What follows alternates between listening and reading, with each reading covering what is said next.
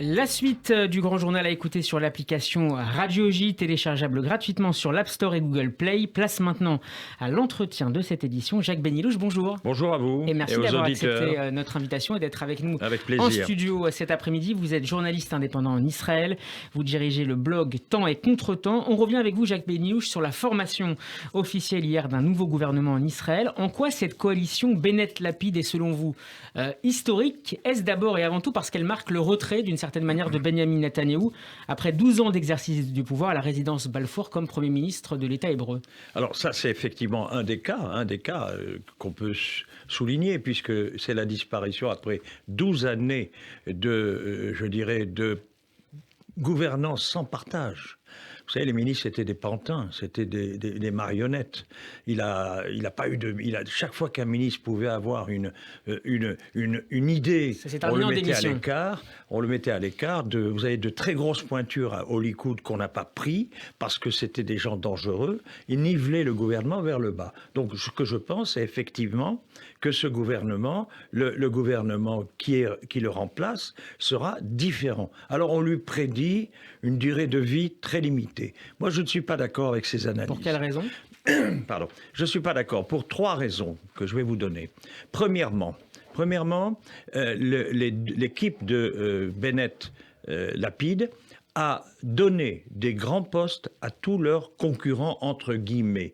Chose que n'a pas faite Netanyahou. Rappelez-vous, quand Lapid est arrivé au gouvernement de Netanyahou, Lapid a demandé le ministère des Affaires étrangères parce qu'il était compétent dans ce domaine. Et qu'a fait Netanyahou? Il lui a donné le ministère des Finances où il ne connaissait rien et où il a passé 3 mois ou 4 mois à apprendre ce qu'était la finance. Et c'était un bon moyen de le planter, et il s'est planté.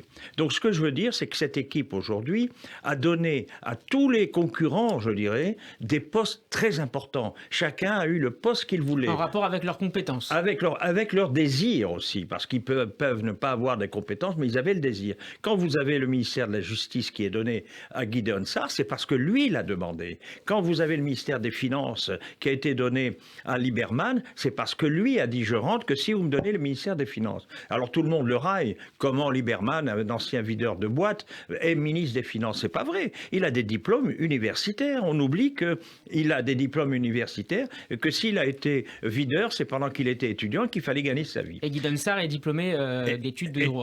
Et donc tous les gens ont eu les postes qui sont à leur niveau. Alors, question, pourquoi voulez-vous qu'ils sortent de ce gouvernement? Il n'y a aucune raison. Est-ce qu'il peut y avoir néanmoins des divergences de fond qui apparaîtraient dans les prochains mois? Alors non, parce que c'est ce qu'ils ont fait. Ils ont demandé aux différents participants, dites tout ce que vous voulez qu'on fasse. Et chacun a rédigé ses desiderata. Et ils les ont acceptés. Ça veut dire que les deux se sont engagés. Les deux partis se sont engagés. Tu as demandé ces postes, ce programme, nous l'appliquerons. Et ils ne doivent pas sortir de ce côté-là, de cette nécessité. Ils ont compris qu'il fallait que chacun mette un peu d'eau dans son vin et qu'on ne demande pas la lune. Et donc, à l'heure actuelle, il y a des règles qui ont été établies. Chacun a donné son avis. Et on va respecter, effectivement, je ne vois pas, une fois qu'on l'a accepté, je ne vois pas pourquoi on va faire prendre des positions différentes. Alors c'est vrai qu'on a fait ce qu'on appelle le plus petit dénominateur commun. Donc on ne va pas faire des décisions... C'était de faire partir Netanyahou. On va pas prendre des décisions qui risquent de choquer tout le monde. Alors, il y a donc une deuxième raison, une raison importante, c'est que les décisions sont communes. Aucune décision de Bennett ne peut être appliquée si Lapid n'est pas d'accord. Le gouvernement qui est le petit gouvernement, le cabinet de sécurité, il est fait de 8 ministres, et donc il faudra la majorité pour qu'on décide quelque chose. C'est pas ce qu'on faisait avant. Donc aujourd'hui, cabinet de sécurité qui s'est peu réuni ces derniers mois d'ailleurs, dans les derniers mois du mandat de Netanyahou. Voilà, donc je vois pas pourquoi des gens à qui on a promis d'appliquer leur volonté, qui ont un très bon poste, et qu'est-ce qu'ils peuvent avoir de plus s'ils quittent? Avant d'évoquer à nouveau l'avenir, Jacques Benilouche, quel bilan peut-on dresser de l'exercice du pouvoir de Benyamin Netanyahou qui a battu, rappelons-le, au cours de son mandat, le record de longévité du fondateur de l'État d'Israël, David Ben Gurion. Alors, on m'a toujours qualifié d'anti-Netanyahou, ce qui n'est pas vrai.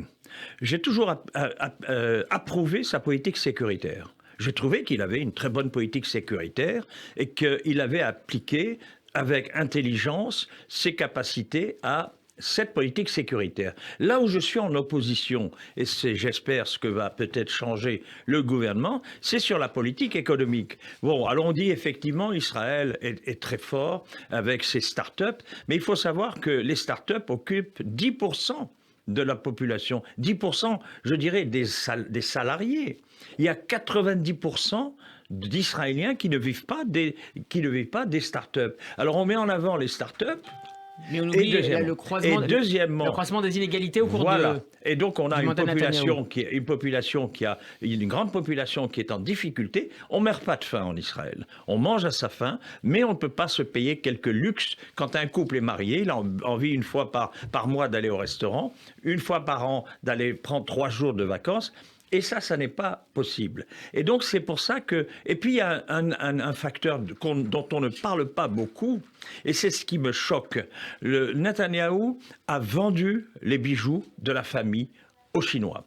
Nous avions la plus grande industrie chimique à Ashdod, l'entreprise RAM, elle a été vendue aux Chinois, avec tous les brevets chimiques. Nous avions la plus grande industrie... plus aux Américains.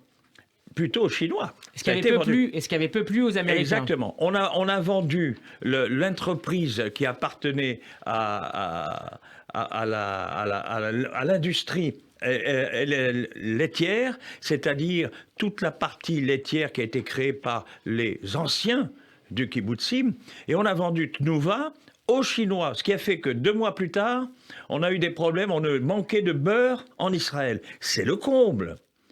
Il a fallu créer de toutes pièces une loi permettant l'importation de beurre d'Europe. Ça, c'est pas normal. Là, on vient de vendre les 2 plus gros ports d'Israël, c'est-à-dire le port de Ashdod et le port de Haïfa, ce qui veut dire que nous allons être à la merci des Chinois pendant 25 ans.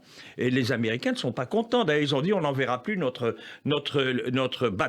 bateaux militaires chez vous parce qu'on ne veut pas être contrôlé et surveillé par les Chinois. Pour terminer en quelques secondes, Jacques Benilouche, est-ce que finalement l'agenda socio-économique va prédominer pour différentes raisons d'ailleurs, sur les problématiques sécuritaires, alors qu'on sait la marche des drapeaux aura lieu demain et que le Hamas promet d'ores et déjà dimanche prochain de nouveaux mouvements de protestation? Je pense que la partie économique va être la plus importante et c'est pour ça que sur ce point-là, il n'y aura pas beaucoup de distinctions, il n'y aura pas beaucoup de querelles.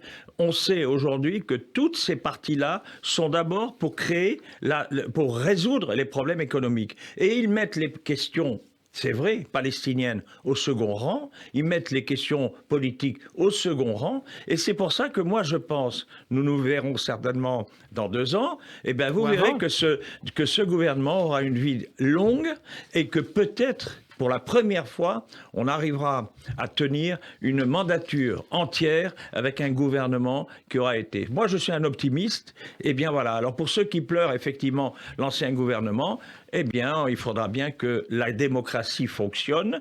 Et ce que je peux dire, c'est que le transfert de pouvoir s'est fait dans la plus grande démocratie. Ceux qui parlent de vol d'élections, de vol d'électeurs, se trompent. Nous sommes un pays démocratique et nous avons élu un nouveau gouvernement de manière démocratique. Merci beaucoup Jacques Benilouche. On peut vous retrouver sur votre site, votre blog Temps et Contre-temps avec des analyses très régulières de l'actualité israélienne, politique, mais aussi diplomatique et sécuritaire. Votre interview est à retrouver en vidéo sur la page de Radio J sur YouTube. Merci à vous. Merci à vous et à bientôt.